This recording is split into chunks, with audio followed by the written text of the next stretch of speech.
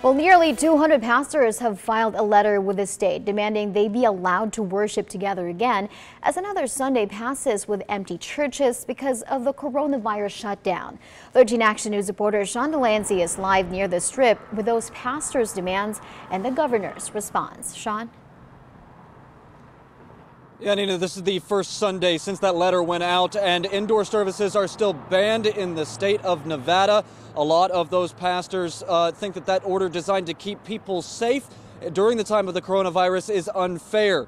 That letter was signed by 190 religious leaders across the state, calling Governor Steve Sisolak's order limiting gatherings in churches to less than 10 people too restrictive.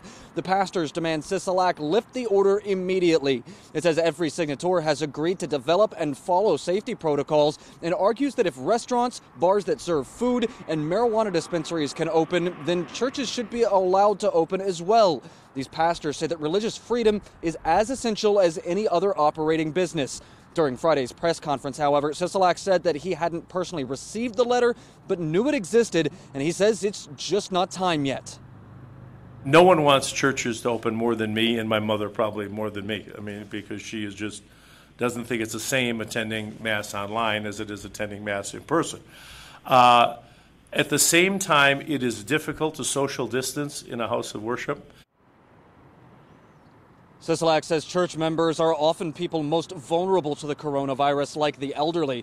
Early this month, he did lift some of the more stringent shutdown measures for churches, like allowing drive-up services in parking lots. On Friday, he suggested congregations could worship outdoors and said that he is working with religious leaders to find the right time to allow indoor worship again.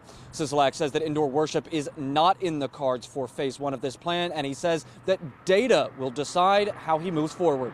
Sean Delancey, 13 Action News. Thank you, Sean. Now, this comes as a new CDC study shows just how quickly the coronavirus can spread inside churches. One symptomatic person was able to spread the coronavirus to 32 people during a 2.5-hour choir practice in Washington state. The CDC says there was also a possible secondary spread to 20 other people. Experts say the virus spread quickly from person to person because they were so close together and they were singing. Overall, 87% of the group caught COVID-19.